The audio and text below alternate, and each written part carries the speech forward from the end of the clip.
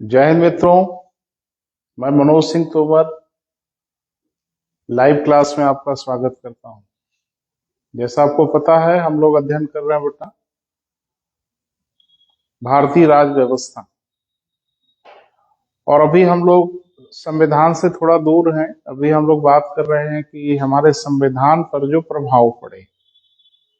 तो इस क्रम में आज हमें बात करनी है बेटा, जब भारत की सत्ता का हस्तांतरण ईस्ट इंडिया कंपनी के हाथों से ब्रिटेन की संसद यानी जब क्राउन के अधीन हुआ, तो उस समय हमारे संविधान पे किन बातों का प्रभाव पड़ा, इसी की हम लोग व्यापक चर्चा करेंगे। तो जल्द से जल्द हमारे मित्र जुड़े बेटा, क्लास हम शुरू करें। हाँ ठीक है, सभी मित्रों का स्वागत है बेटा, जल्द से जल्द जुड़िए। और हमारे मित्र जो सामने बैठे हैं ये भी बेचैन है, तो क्लास शुरू किया जाए। कुछ सूचना बेटा आपको दे दें, उसके बाद हम क्लास शुरू करते हैं। वे सभी मित्र जो आजमगढ़ से हैं, क्योंकि संस्थान आजमगढ़ में है, तो जो मित्र आजमगढ़ के हैं और सुपर टेट की तैयारी करना चाहते हैं, तो उनके लिए एक सूचना है महत्वपूर्ण। संस्थान पिछले 20 वर्षों से यहाँ पे कार्यरत है और अब तक लगभग 250 से अधिक अध्यापक हम लोगों ने तैयार किए हैं आपके जिले में। अब तो ढेर सारे बच्चे हेडमास्टर हो गए, तो अब आपकी बारी है बेटा। तो बिल्कुल आइए, संस्थान में प्रमाणित संस्थान है, वर्ष 2002 से आप लोगों के कार्य में लगे हुए। जो सुपर टेट की टीम है वो तैयार है। मैं सामान्य अध्ययन पे बात करूंगा, जीके जीएस वाले हिस्से पे। आशीष सर बाल मनोविज्ञान पे बात करेंगे, दिनेश पांडे जी बात करेंगे हिंदी पर, सुनील जी बात करेंगे अंग्रेजी के विषय पर। पूरी टीम बेटा रेडी है और ये बैच शुरू होने जा रहा है, तो जल्द से जल्द आप संस्थान में संपर्क कर सकते हैं। वो डीएवी डिग्री कॉलेज के सामने है राघोपुर में, तो वहाँ आके आप क्लास ज्वाइन कर सकते हैं और अपनी सफलता सुनिश्चित कर सकते हैं। और निश्चिंत रहिए बेटा, ये संस्थान सिविल सर्विसेज के लिए तैयारी कराती है, तो आपकी तैयारी भी बहुत बेहतर ढंग से कराई जाएगी। और तैयारी करने में कोई कोताही नहीं होनी चाहिए बेटा, पूरी ताकत से जुटिए, क्योंकि ये जिंदगी का सवाल है और किसी पढ़ाई लिखाई के मापदंड को बेहतरीन बना के बेटा काम करना है। बहरहाल, तो अब हम लोग शुरू करते हैं बेटा।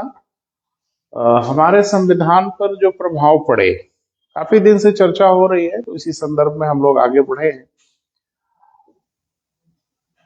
ये जो हमारा संविधान बना, भारत का संविधान जो निर्मित हुआ, वो कैसे निर्मित हुआ, किन परिस्थितियों में निर्मित हुआ, क्या हमारे संविधान की खासियत है, क्या विशेषता है। तो जब हम थोड़ा इतिहास की तरफ जाते हैं तो बहुत कुछ चीजें स्पष्ट हो जाती हैं। तो थोड़ा सा इस वजह से बेटा संविधान शुरू करने से पहले उस संविधान का जो इतिहास है उस पर आपसे बात करनी जरूरी हो जाती है।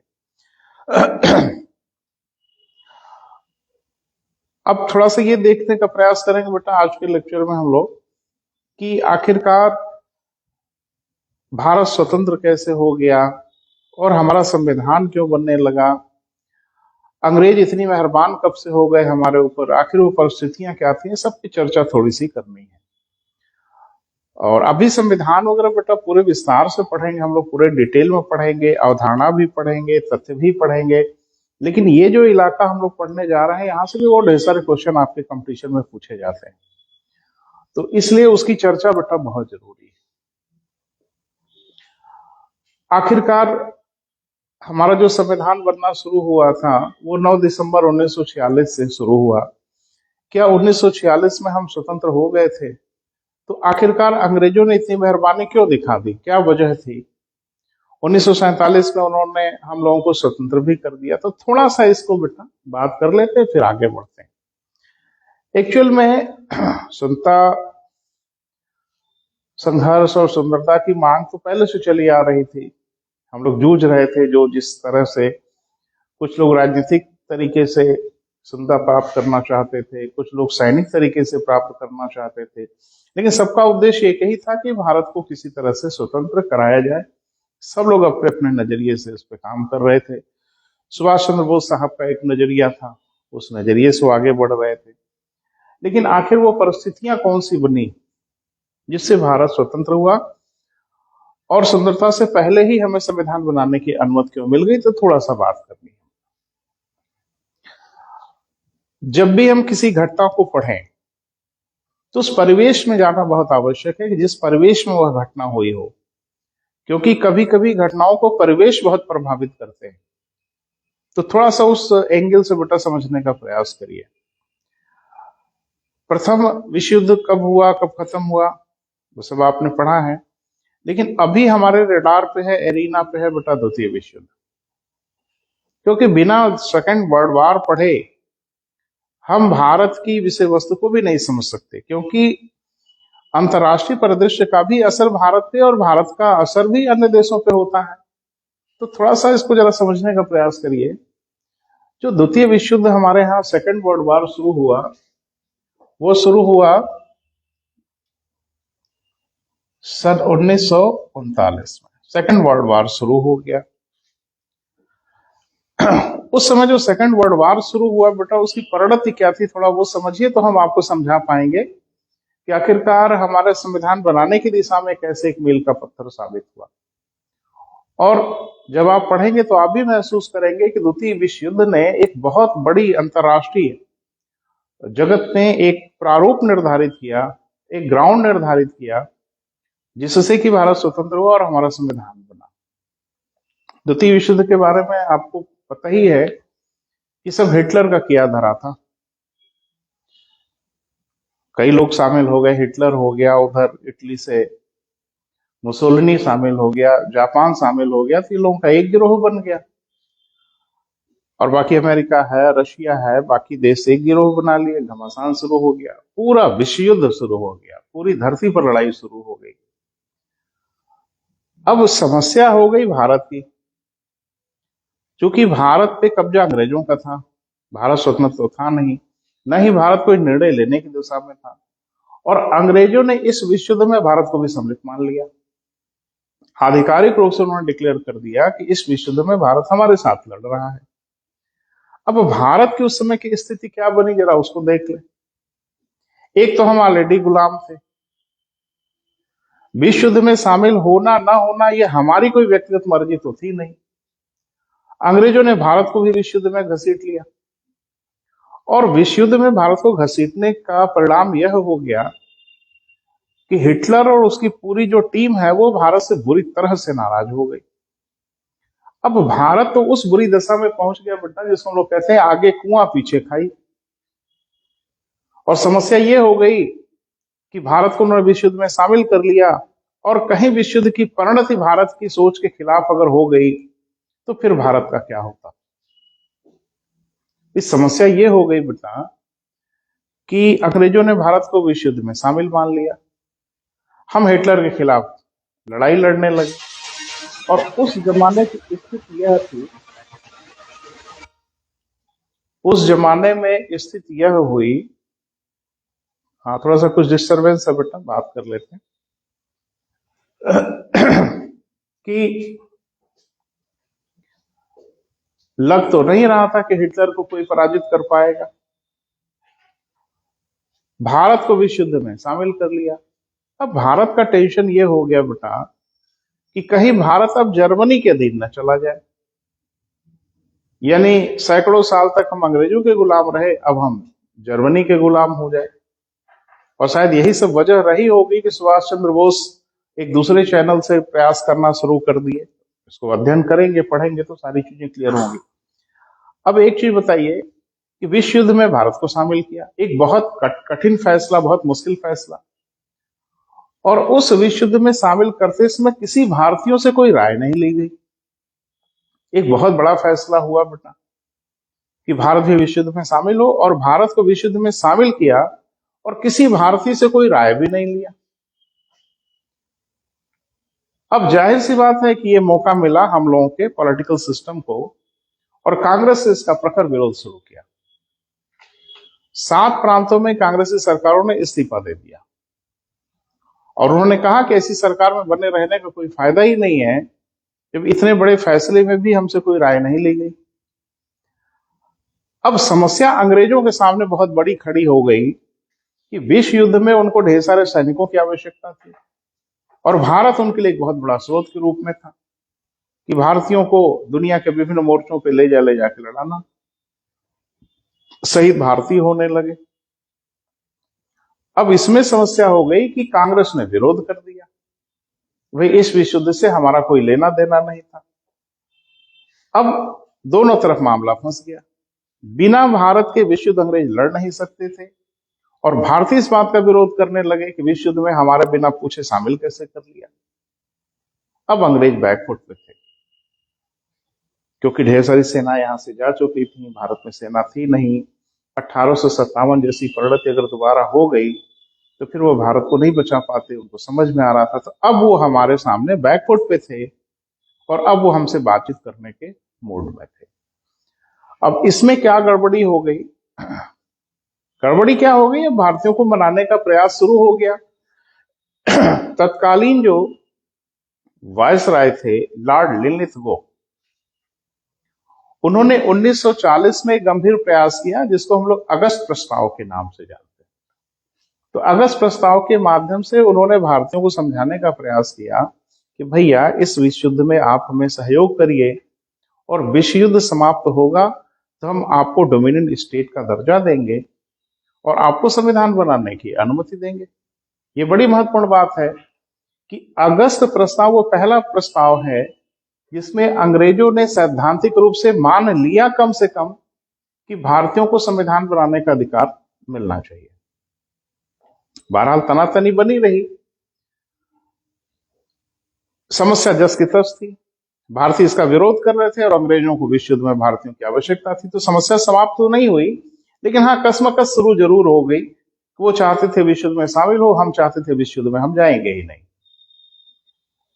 और उसी क्रम में 1940 में लॉर्ड लिनलिथगो ने एक प्रयास किया अगस्त प्रस्ताव के नाम पर। समस्या का समाधान हो नहीं पाया। फिर 1942 में स्टेफर्ड क्रिप्स को भारत भेजा गया। ये स्टेफर्ड क्रिप्स का जरा परिचय जान लें।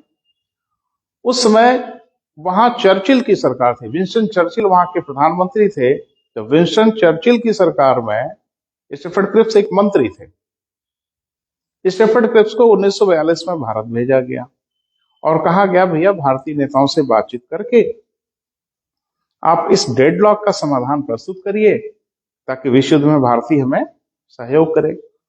स्टेफर्ड क्रिप्स भारत आए, सभी नेताओं से उन्होंने बातचीत किया, बातचीत करके समस्या का समाधान निकालने की कोशिश किए, लेकिन समस्या का समाधान होता नहीं दिख रहा था क्योंकि स्टेफर्ड क्रिप्स इस बात पे अड़े हुए थे कि जो संविधान सभा बनेगी उसके स्वरूप को लेकर गतिरोध था भारतीयों के बीच में। दूसरा गतिरोध यह था कि उन्होंने कहा कि संविधान सभा जो भारत का संविधान बनाएगी वो द्वितीय विश्व युद्ध की समाप्ति पर। पहली बात यह बेटा कि विश्व युद्ध कब समाप्त होगा इसका तो कोई भरोसा ही नहीं था। दूसरा कि विश्व युद्ध जब समाप्त होगा तो विजेता कौन बनेगा इसकी भी कोई गारंटी नहीं। जर्मनी कहीं से 19 तो था नहीं किसी के साथ, हिटलर किसी से कम ताकतवर तो था नहीं, और पूरी दुनिया को तो यही लग रहा था कि इस बार जर्मनी ही सबको परास्त करेगा। वो तो कुछ घटनाएं हो गई जो द्वितीय विश्व युद्ध आप पढ़ेंगे तो आपको समझ में आएगा, कुछ स्ट्रेटेजिक फॉल्ट कर दिया हिटलर ने जिसकी वजह से ये सब हो गया। अब जरा बताइए कि स्टेफर्ड क्रिप्स भारत में आके ये बात करें कि विश्व युद्ध समाप्त होगा तो हम आपको संविधान बनाने की अनुमति देंगे। अरे भैया विश्व युद्ध समाप्ति के बाद आप जीतोगे तब ना हमको मौका दोगे, और अगर कहीं जर्मनी जीत गया विश्व युद्ध तो हमारा क्या होगा? एक गंभीर समस्या पैदा हो गई और क्रिप्स मिशन फेल हो गया। क्रिप्स मिशन असफल हो गया, यानी जिन उद्देश्यों से वो भारत में आया था वो भारतीयों को समझाने में असफल रहा। आपने सुना होगा गांधी जी ने एक स्टेटमेंट दिया क्रिप्स मिशन के बारे में, जो आपसे कंपटीशन में 1-2 बार पूछा भी गया है कि पोस्ट डेटेड चेक है, ये भविष्य की तिथि में बनाने वाला चेक है। यानी अभी घटना की परिणति हुई नहीं, घटना क्या हुई क्या नहीं हुई, और आपने हमें आश्वासन दे दिया कि घटना के बाद हम आपको संविधान बनाने की अनुमति देंगे। अरे भैया, विश्व युद्ध समाप्ति के बाद ये जरूरी है कि विश्व युद्ध आप ही जीते? इसी को ध्यान में रख के गांधी जी ने इसको कहा था पोस्ट डेटेड चेक, और उसी में एक शब्द जोड़ दिया पंडित जवाहरलाल नेहरू ने, हाँ, कि जिसका बैंक नष्ट होने वाला हो वो उस बैंक के नाम पोस्ट डेटेड चेक कैसे दे सकता है। यानी अगर ये खुद ही युद्ध में हार रहे हैं तो फिर युद्ध के बाद का आश्वासन का मतलब ही क्या बना। कुल मिला जुला के बेटा क्रिप्स मिशन फेल हो गया, गांधी जी ने भी विरोध किया, और क्रिप्स मिशन के विरोध में गांधी जी ने एक नारा दिया, अंग्रेजों भारत छोड़ो। वो बंबई के ग्वालियर टैंक मैदान से उन्होंने भारत छोड़ो का नारा दिया। खैर गांधी जी के नारा दे देने से अंग्रेज भारत नहीं छोड़ दिए। ऐसा थोड़ी था कि गांधी जी ने कहा कि अंग्रेजों भारत छोड़ो तो अंग्रेजों ने कहा कि लो भैया हम छोड़ दे रहे हैं। नहीं, छोड़ा नहीं।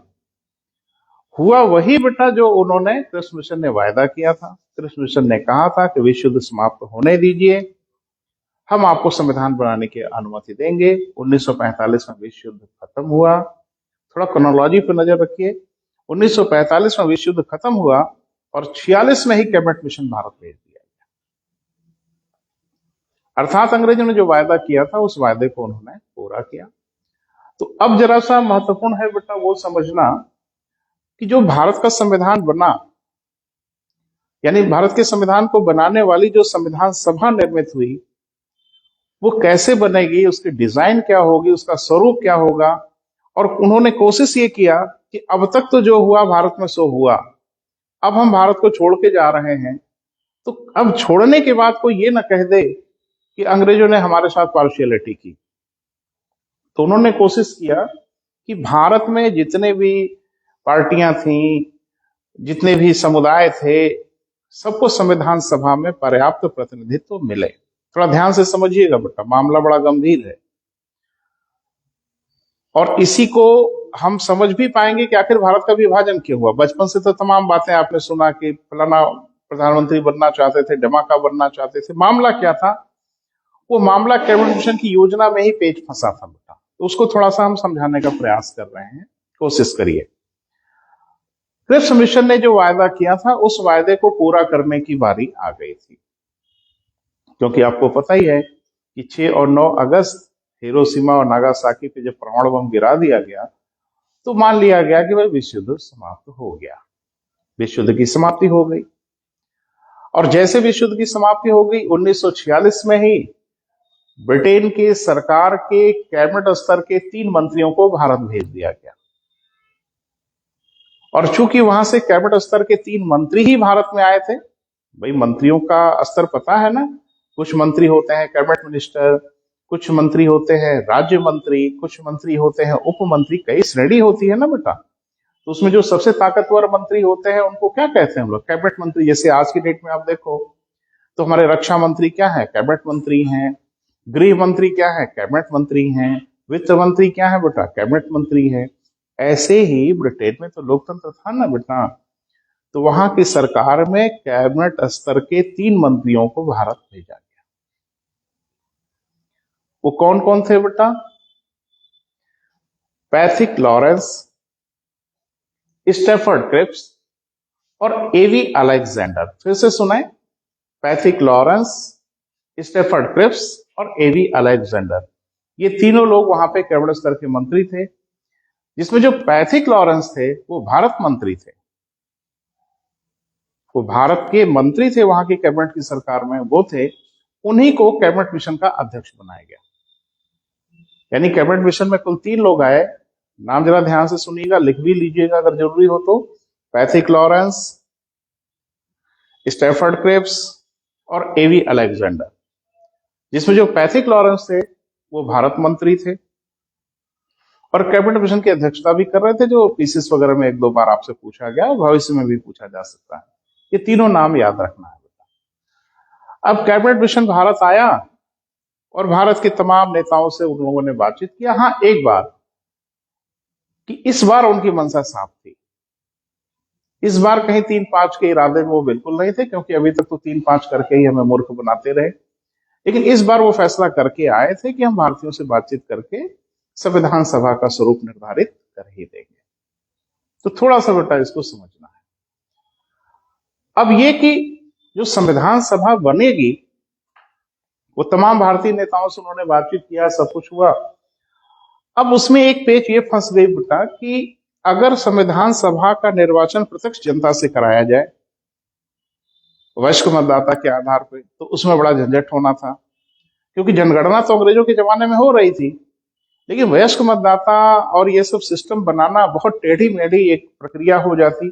आज की डेट में आप देखिए ना कि पूरे भारत में अगर चुनाव कराया जाता है तो आज, जबकि आपके संचार बेहतर है, सड़कें बेहतर है, कम्युनिकेशन बेहतर है, तो भी इतना वक्त लग जाता है, इतना पैसा खर्च हो जाता है।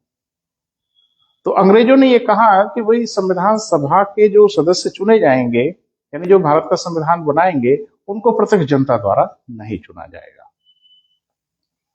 क्योंकि इसमें समस्याएं भी होंगी और इसमें पैसा भी ज्यादा खर्च होगा। तो उन्होंने कहा कि इसका एक उपाय यह है कि हमारे यहाँ प्रांतें थी ना बेटा, अरे प्रांत तो बनाए गए थे उस समय, कुल हमारे यहाँ 11 प्रांत हो गए थे, धीरे धीरे बढ़ते बढ़ते प्रांतों की संख्या 11 हो गई थी, और हर प्रांत में गवर्नर की एक परिषद होती थी।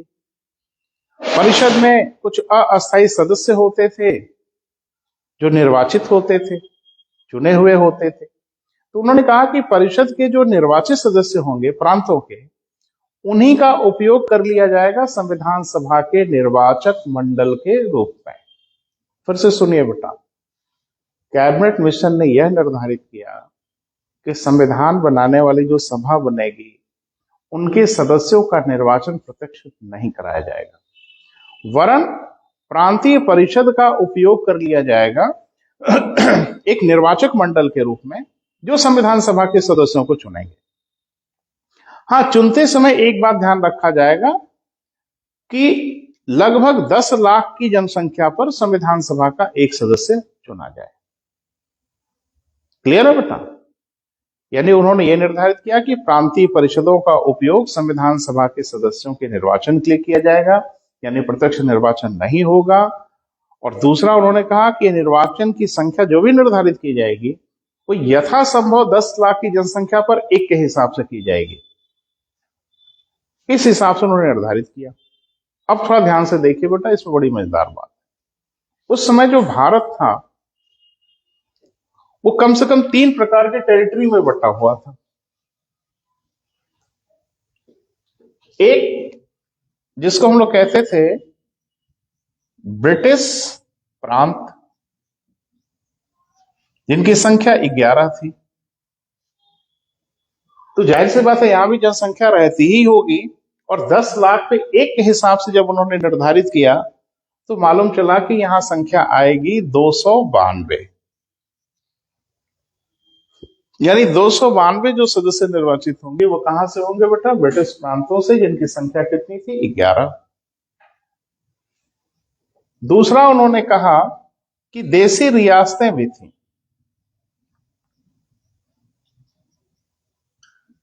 राजे रजो, अरे भाई आपने पढ़ा है कि 15 अगस्त 1947 को जब हम स्वतंत्र हुए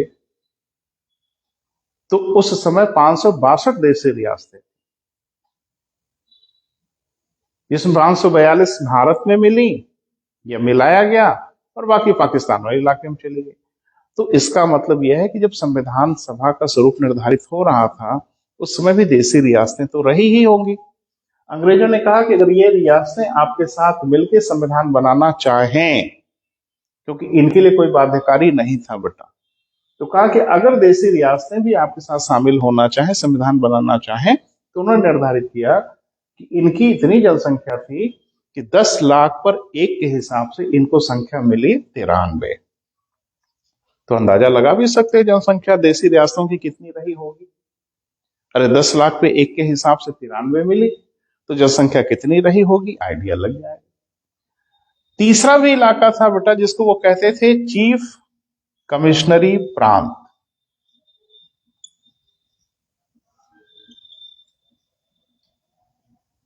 आज से अगर तुलना करें तो संघ शासित क्षेत्र जैसा, यानी वहां प्रांतों को कोई विधायी अधिकार नहीं दिया गया था, उनका सीधा शासन वायसराय करता था। तो इनकी संख्या थी बेटा 4। फिर से सुनिए, कैबिनेट मिशन की योजना जो 1946 में आई, उस योजना ने यह निर्धारित किया कि भारत का जो संविधान बनाएंगे लोग, उनकी संख्या क्या क्या होगी, और संख्या का निर्धारण कैसे होगा बेटा, 10 लाख पर 1 के हिसाब से।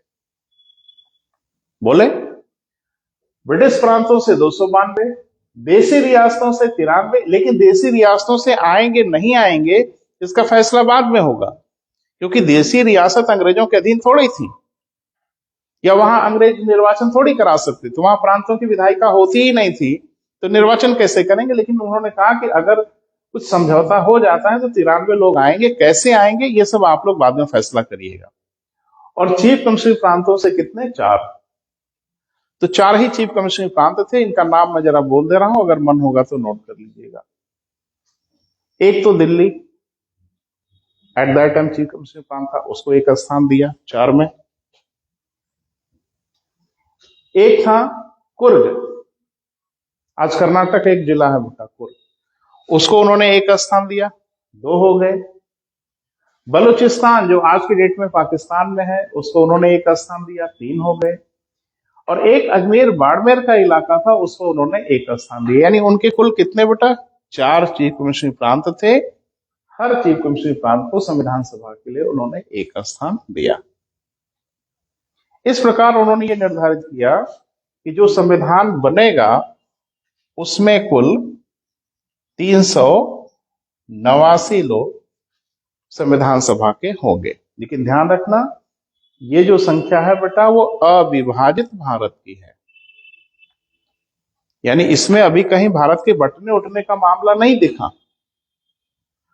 अब जरा कैबिनेट मिशन की योजना को समझिए। चीफ कमिश्नरी प्रांतों से तो तय हो गया, ये जो ब्रिटिश प्रांत थे 292, इन्हीं का होना था निर्वाचन, और इसी के निर्वाचन का तरीका आप देखिए, और मुझे लगता है आप समझ जाएंगे कि भारत का विभाजन क्यों हो गया। बोले बेटा, तो ब्रिटिश प्रांत से जो संख्या थी बेटा वो कितनी थी, 292। कहां से थे बेटा ये ब्रिटिश प्रांत, कितनी संख्या थी इनकी, 11। अब उन्होंने क्या खेल खेला बेटा, उसको जरा समझना है। यानी 11 प्रांतों को उन्होंने 3 वर्गों में बांट लिया। कुल 11 प्रांत को उन्होंने 3 वर्गों में बांट लिया, जिसको उन्होंने नाम दिया क वर्ग, ख वर्ग और ग वर्ग। यानी अरे भाई, ब्रिटिश प्रांत में ही तो उनका अधिकार था जहां वो निर्वाचन करा सकते थे, देसी रियासतों पर निर्वाचन कैसे करा पाते, वो तो बाद में फैसला होता। तो 11 प्रांतों को उन्होंने 3 वर्गों में बांट लिया, क वर्ग और ख वर्ग। इसमें 6 प्रांतों को रखा, 11 में से 6 प्रांत को उन्होंने। अब देखिएगा कि इसमें क्या टेक्निकलिटी है, क्या इसमें गड़बड़ी है, क्या उन्होंने बनाया, क्या वो कहना चाह रहे थे, जरा इसको समझिएगा। तो ब्रिटिश प्रांत से 292 जो लोग आएंगे, उस प्रांतों को उन्होंने 3 वर्गों में बांट लिया। अभी हम बताते हैं कि वर्ग क्यों बांटा। क वर्ग में कितने बेटा, 6 प्रांत, ख वर्ग में 3 प्रांत और ग वर्ग में 2 प्रांत, तो कुल मिला के 11 प्रांत हो गए। अब ये क्यों बांटा उन्होंने, वर्गों में क्यों बांटा, देखिए कनेक्ट है ना। वर्गों में उन्होंने क्यों बांटा, माने वर्गों में बांटने की वजह क्या है बेटा, थोड़ा सा इसको हम लोग समझते हैं। हाँ, कनेक्शन देख रहा है बेटा कि सब ठीक ठाक चल रहा है ना। हाँ, अब इसको थोड़ा सा देख ले। अब जाहिर सी बात है कि तीनों वर्गों में मिला के ही 292 सदस्य होने चाहिए। बोले, तो उन्होंने क्या किया कि क वर्ग को 292 में से 187 स्थान दिया, ख वर्ग को उन्होंने 35 स्थान दिया और ग वर्ग को उन्होंने 70 स्थान दिया। यानी 6 प्रांत में मिला के 292, सॉरी 11 प्रांत को मिला के 292। लेकिन उनको उन्होंने 3 वर्गों में बांट लिया, क वर्ग, ख वर्ग और ग वर्ग। क वर्ग में कितना, 187 स्थान, यानी 187 लोग चुने जाएंगे। कहां से? क वर्ग के राज्यों से। ख वर्ग के राज्य से 35 लोग चुने जाएंगे। ग वर्ग के राज्य से 70 लोग चुने जाएंगे। अभी हम इसको बांट रहे हैं बेटा, आपको समझा रहे हैं ये क्यों किया उन्होंने। तो पहले ये देखना पड़ेगा कि क वर्ग, ख वर्ग और ग वर्ग में राज्य कौन कौन से थे। पहले इनको आप देखिए तो कुछ बहुत कुछ समझ पाएंगे। क वर्ग में जो थे बेटा 6 प्रांत, वो थे मद्रास, बंबई, संयुक्त प्रांत, बिहार, मध्य प्रांत और उड़ीसा। यानी फिर से सुने और अगर पेन हो तो नोट कर लें। क वर्ग में जो 6 प्रांत थे उनके नाम मैं बोल रहा हूं। मद्रास, बंबई, संयुक्त प्रांत, बिहार, मध्य प्रांत और उड़ीसा। ख वर्ग में 3 प्रांत थे, देखें 35 स्थान दिया गया। इसमें कौन कौन प्रांत थे? पंजाब, उत्तरी पश्चिमी प्रांत और सिंध। मैं बार बार कह रहा हूं कि भारत का विभाजन अभी नहीं हुआ, तब का निर्धारण है कैबिनेट मिशन ने। ग वर्ग में 2 राज्य थे, वो कौन थे बेटा? बंगाल और असम। अब जरा गौर से देखें विभाजन तो आपको साफ साफ समझ में आएगा कि क वर्ग में हिंदू बहुमत वाला क्षेत्र था, ख और ग वर्ग में मुस्लिम बहुमत वाला क्षेत्र था। यानी यहां मुसलमानों की संख्या अधिक थी। अगला काम उन्होंने ये कर दिया कि क वर्ग को जो 187 स्थान दिए गए थे, इसमें मतदाताओं के हिसाब से उन्होंने विभाजन कर दिया। तो एक को उन्होंने कहा सामान्य मतदाता और एक को कहा मुस्लिम और एक को कहा सिख। यानी संविधान सभा के जो सदस्यों को चुनेंगे, उन चुनने वालों की श्रेणियां उन्होंने बना दी कि सामान्य मतदाता, मुस्लिम मतदाता और सिख मतदाता। अब जरा देखें खेल। उन्होंने 167 स्थान 187 में से सामान्य को दिया और 20 स्थान मुस्लिम को दिया। सिख यहां थे नहीं, इसलिए उनको कोई स्थान नहीं दिया जनसंख्या के हिसाब से। 35। अब यहां देखें, इसमें पंजाब भी था, मैंने बोला था ना, इसमें पंजाब, उत्तरी पश्चिमी प्रांत और सिंध थे। यहां पे क्या किया? 9, 22। चूंकि यहां पंजाब था इसलिए 4 स्थान उन्होंने सिखों को भी दिया। इसमें बंगाल और असम था। इसमें 34 स्थान इन्होंने सामान्य को दिया और 36 स्थान इन्होंने मुस्लिम को दिया। सिख यहां थे नहीं इसलिए 0 किया। अब आप गौर से देख लो, क वर्ग में ज्यादा कौन है? सामान्य। कहीं हिंदू नहीं लिखा हुआ था, लेकिन सामान्य माने तात्पर्य वही लगाया गया। ख वर्ग में आप देखो मुस्लिम अधिक है। ग वर्ग में अगर आप गौर से देखें तो यहां भी मुस्लिम अधिक है। तो समझ में कुछ आ रहा है? जो वर्गों के आधार पर उन्होंने बांटा, उसमें क वर्ग में हिंदू बहुमत में थे, मुसलमान थे लेकिन कम थे, इसलिए उनको 20 स्थान दिया। ख वर्ग में कुल 35 स्थान दिया। देखो, जिसमें से 9 स्थान सामान्य को दिया क्योंकि उनकी जनसंख्या कम थी। मुस्लिम को उन्होंने दिया 22 स्थान क्योंकि उनकी जनसंख्या अधिक थी। क्योंकि इसमें पंजाब भी था, सिख भी थे, इसलिए 4 स्थान सिखों को दे दिया। ग वर्ग में देखिए कुल 70 स्थान, 34 सामान्य, सामान्य माने हिंदू समझ लें, और 36 स्थान उन्होंने दिया मुस्लिम को। सिख वहां थे नहीं इसलिए कोई स्थान नहीं दिया। अब आप गौर से देखो कि यहां हिंदू बहुमत में है, यहां मुसलमान बहुमत में है, यहां भी मुसलमान बहुमत में। अब कैबिनेट मिशन की योजना ने क्या निर्धारित किया बेटा, उसी से आपको समझ में आ जाएगा कि भारत क्यों बटा। हाँ, एक चीज और कि पार्टी के आधार पर चुनाव हुआ। मुस्लिम लीग बड़ी पार्टी थी, कांग्रेस बड़ी पार्टी थी, निर्दल भी थे और एक एक अन्य पार्टियों से भी थे। तो जरा सा समझ लें इसकी संख्या क्या क्या थी। जो मुस्लिम लीग था, गौर से देखें ये संख्या कितनी आती है?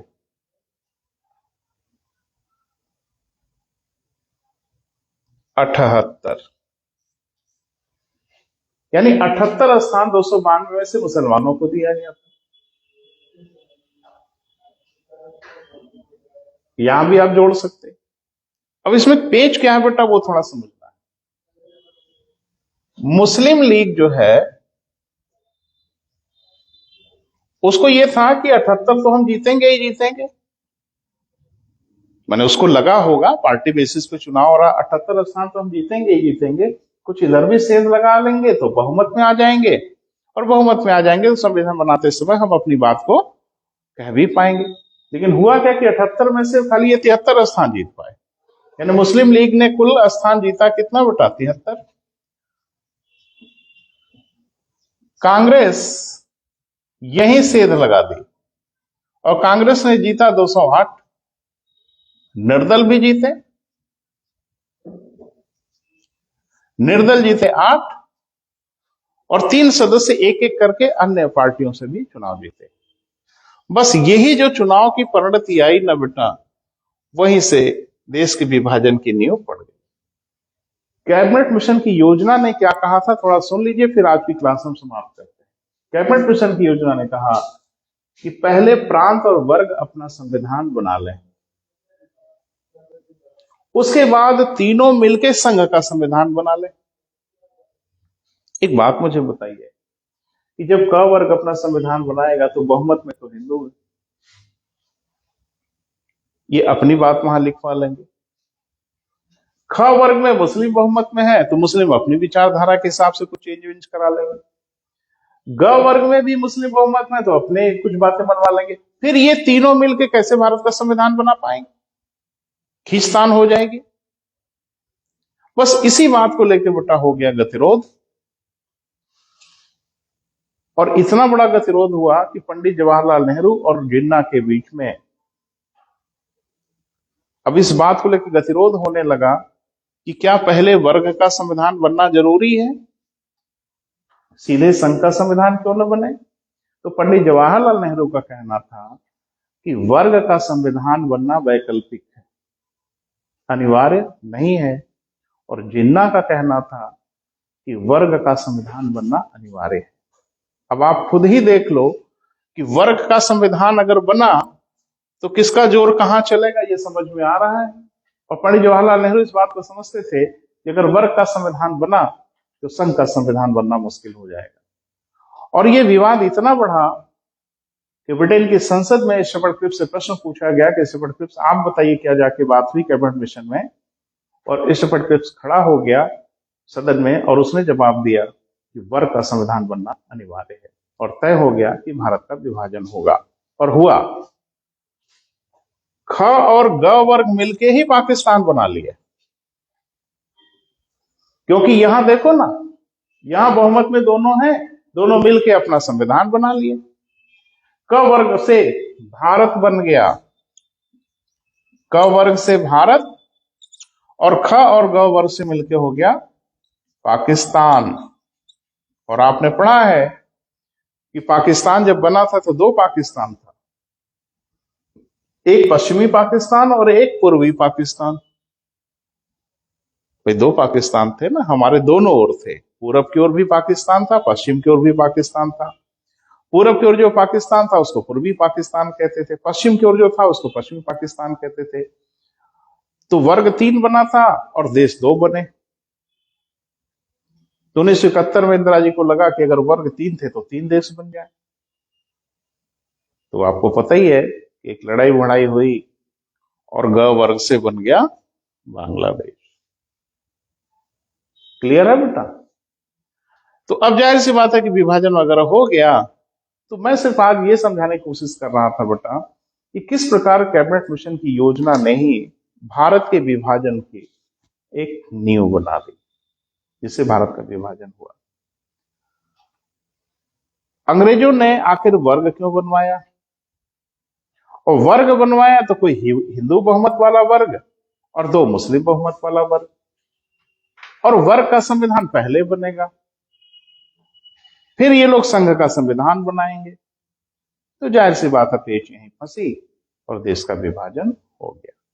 तो आज तो बेटा यहीं तक, कल से हम लोग संविधान बनाना शुरू करेंगे कि संविधान सभा कैसे आई, कैसे बैठी, कैसे संविधान बना, किन किन परिस्थितियों में बना, हम व्यापक चर्चा करेंगे।